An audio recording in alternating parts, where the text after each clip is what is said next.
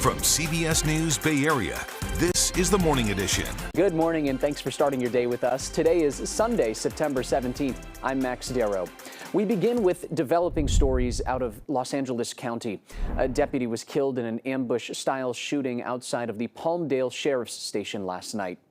The LA County Sheriff's Department says it happened on Sierra Highway just before 6 p.m. They found Deputy Ryan Klinkenbroomer slumped over the wheel of his patrol car. The 30-year-old was rushed to the hospital but died of his injuries. No information has been released on the shooter at this time or the events leading up to the shooting. And back here at home in Oakland, a stray bullet took the life of a mom sleeping on her couch. This happened just before 10 o'clock on Friday night on 38th Avenue in the city's Laurel district. Our Betty Yu spoke with a witness who says the neighborhood is seeing a rise in crime. By the time I walked around the corner there, the first ambulance had come and they were covering her up. Anthony Palowitz was inside Laurel Lounge on MacArthur Boulevard Friday night when shots rang out across the street on 38th Avenue near Masterson Street. Earlier that day, everybody was kind of nervous because there was a bunch of guys hanging out, gathering their weapons. Like it was like figured it was a retaliatory thing or something between factions. How did you know that? Between groups. I've lived around here for a while. A friend walked by me and he said they got hella guns over there. A stray bullet flew into this home and killed a mother of 2 young children, according to neighbors and witnesses. Oakland police have not released the victim's identity. Anthony said a group of young men gathered on this corner shortly before he heard a hail of gunfire. When they started gathering, we went inside. It wasn't until the shots when we came out, noticed all the cops and everything. And that's when I came around the corner and I seen them covering the lady here in the street and put her on a gurney. Councilwoman Janani Ramachandran, whose district includes Laurel, said the neighborhood is made up of many immigrant-owned businesses. The victim was an Asian woman who was sleeping when she was hit. Janani plans to meet with the victim's husband. She says the two were longtime Oakland residents. We're in a crime wave and there's things going on, but if you can't be safe in the comfort of your own home on an evening with your family and, falling asleep in your own home, things absolutely have to change. She said she will support automated license plate readers to help crack down on crime in Oakland. And OPD will soon dedicate 1 foot patrol officer to the Laurel area. This area has been hot lately. A lot of stuff's been going on. I know a couple elderly women that were mugged. Broad daylight.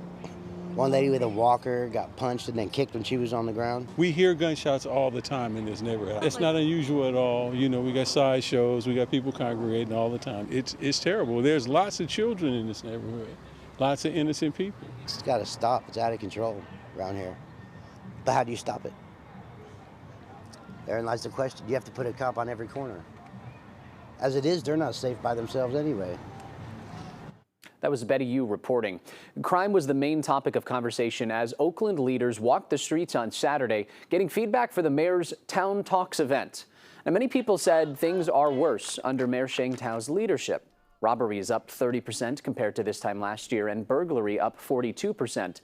There have been 90 homicides so far this year, which is on track with last year. It's heartbreaking. I don't even recognize Oakland. I was born and raised here.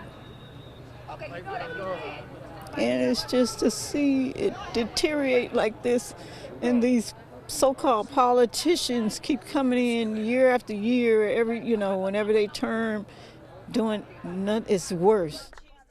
The mayor says crime has been building long before she took office just 8 months ago. State Attorney General Rob Bonta announced a historic lawsuit his office has brought against 5 oil companies and the American Petroleum Institute. The lawsuit claims the companies have harmful practices that are catastrophic for the environment. It also says they downplayed the impact that burning fossil fuels has on climate change. According to the Attorney General's office, it has evidence suggesting that the companies have known for decades the damage that they cause.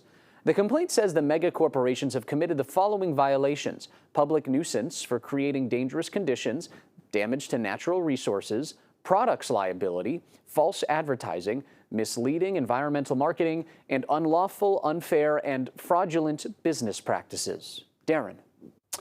Our Sunday morning is starting out just like Saturday did. And by that, I mean marine layer is pretty much large and in charge. We're all waking up to gray skies now. But just like yesterday, this will melt back. And by the time we've gotten into the late morning, early afternoon, most places are looking at sunshine again. The one exception to that is probably going to be the immediate Golden Gate over the city and the East Bay, just right opposite the Golden Gate. You may not clear entirely today, just like yesterday. And the daytime highs are going to be about 10 degrees below average. Take a look at the numbers for the inland East Bay. You'll be in the mid-70s today. That's right where you were yesterday. You'll go to 76 in Santa Rosa. San Jose hit 77. We'll stay 71 in Oakland. Saturday was Mexican Independence Day, and in Mexico City, an extravagant military parade. They claim to have set a world record for the biggest joint rifle salute, with over 1,500 cadets simultaneously firing. There were delegations from countries all over the globe present at the parade.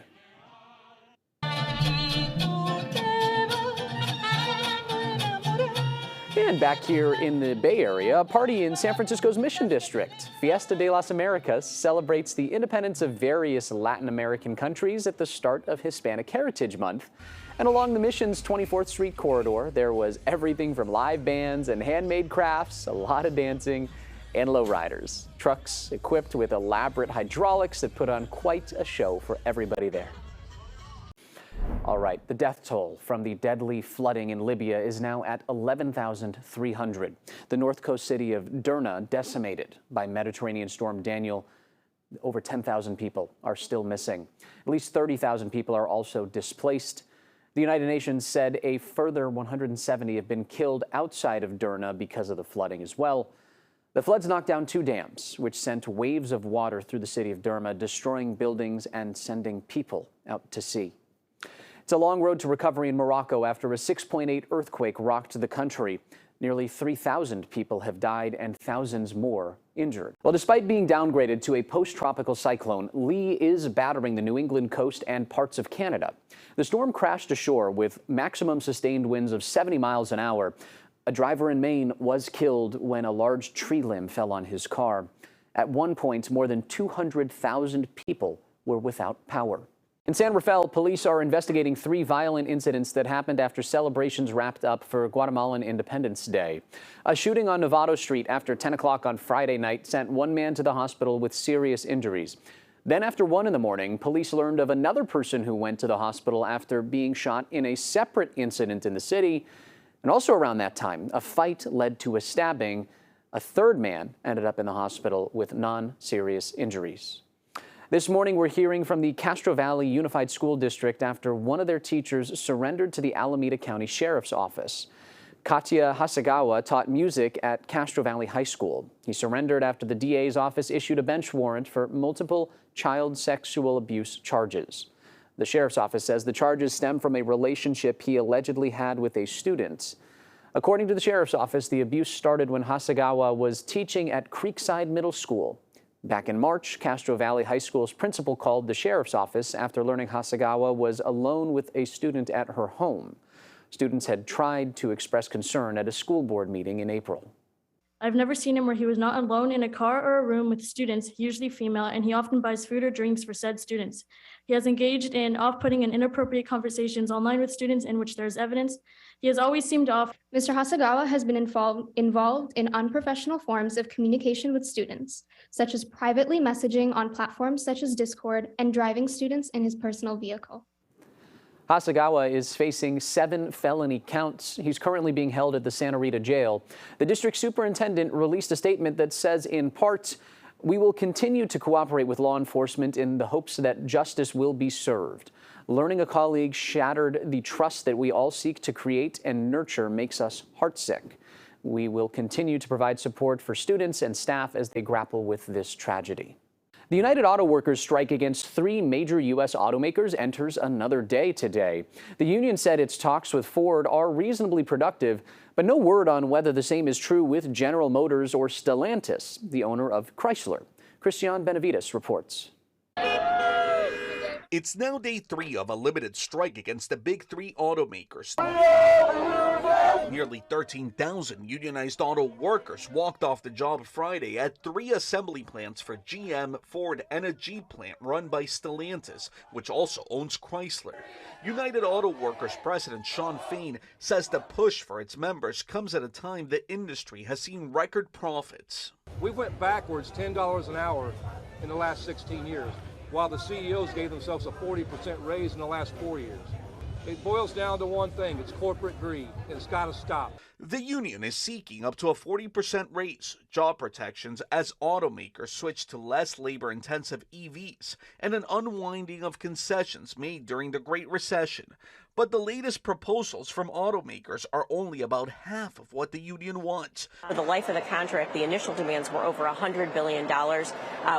We still have a ways to go. Workers are getting backup from politicians like Vermont Senator Bernie Sanders. On Saturday, Pennsylvania Senator John Fetterman drove his Bronco to the Ford factory in Wayne, Michigan to join the picket line, and President Joe Biden made clear where he stands. Auto companies have seen record profits. Those record profits have not been shared fairly, in my view. A prolonged and expanded strike, economists say, could lead to more layoffs, higher auto prices, and less tax revenue.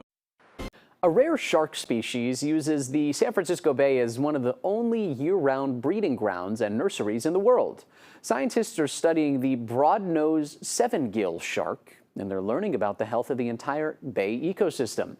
PhD candidate Megan Holst was out on the bay yesterday, pulling up the sharks and taking all kinds of samples from them. The results of the blood toxin levels will give her more details about the health of the population. All of these sharks are here, and there's almost nobody really looking at them. You know you have a healthy ecosystem when you see sharks. Sharks are a really great sign for a healthy, sustainable ecosystem, and they are what keeps our ecosystem in check. Beautiful little guy. Can you hand me the pliers, Kim? Holst says she is grateful to be able to get so many samples. It's possible the continued freshwater runoff from our region's extreme winter could push the seven gills out of the bay, though. All right, that's Ed Sheeran playing to a sold-out crowd of 70,000 at Levi's Stadium. There was a bigger crowd that came to see either Taylor Swift or Beyonce. Sheeran's concerts can have more fans because of how the stage is set up. And that'll do it for us this morning. CBS Sunday Morning with Jane Pauley is next here on KPIX. Local news continues on our streaming service, CBS News Bay Area. Hope you have a great Sunday.